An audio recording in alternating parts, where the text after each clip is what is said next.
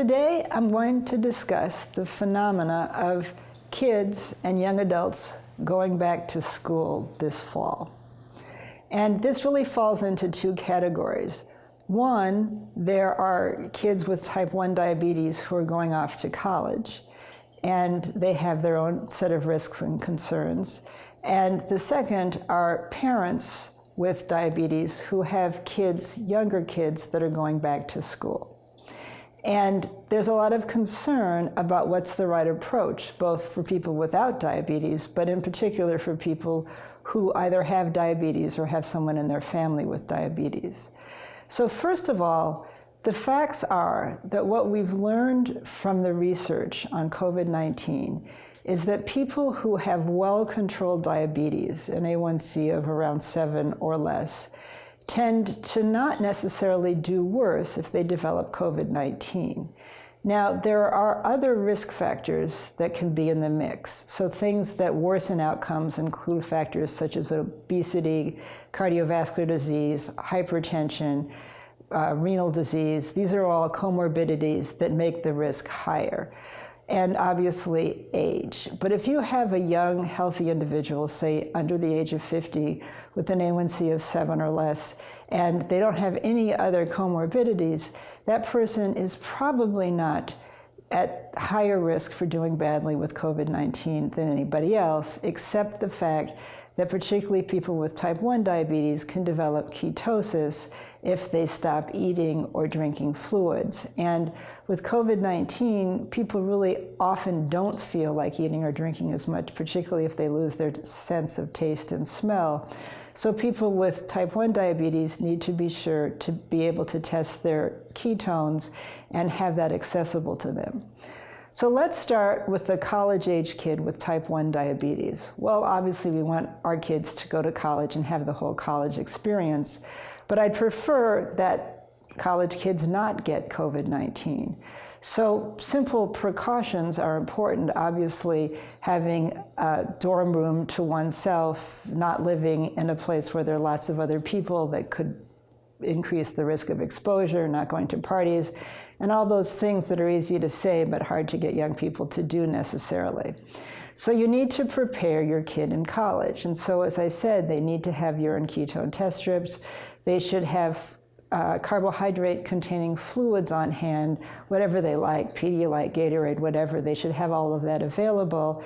They should do their best not to get infected, but if they do, they obviously need to have access to student health, to someone who can be there for them, and then they'll be quarantined for 2 weeks.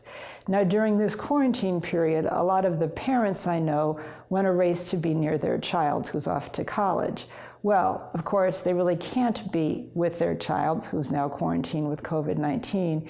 And odds are, if their kid is well controlled, that young adult's going to be fine. But we know that not every young adult's under good control and they may need extra help or extra care. So I certainly don't dissuade parents from going and staying at a hotel nearby to help in case they need to, but they need to realize that they're not going to be able to really directly contact their child unless something terrible happens. So parents can be nearby if it makes them feel better, but in general, young people are going to be fine if they develop COVID-19.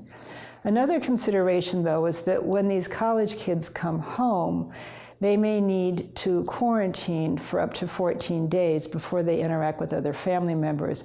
And this is particularly true if older family members above the age of 65 or family members with significant comorbidities, in addition to well-controlled diabetes, are home. So I think that those sort of plans need to be thought through going forward, but it is necessary in order to try to prevent spread within the household, because that can be a significant issue. The second question I am often asked is parents I have who have young children. The parents have diabetes, the kids do not, and the kids want to go back to school, and the parents want the kids to go back to school. And I know that there's lots of agonizing over this, and every state seems to be different, and even every school district has different rules about what this is going to look like and how it's been starting to look as the fall has progressed.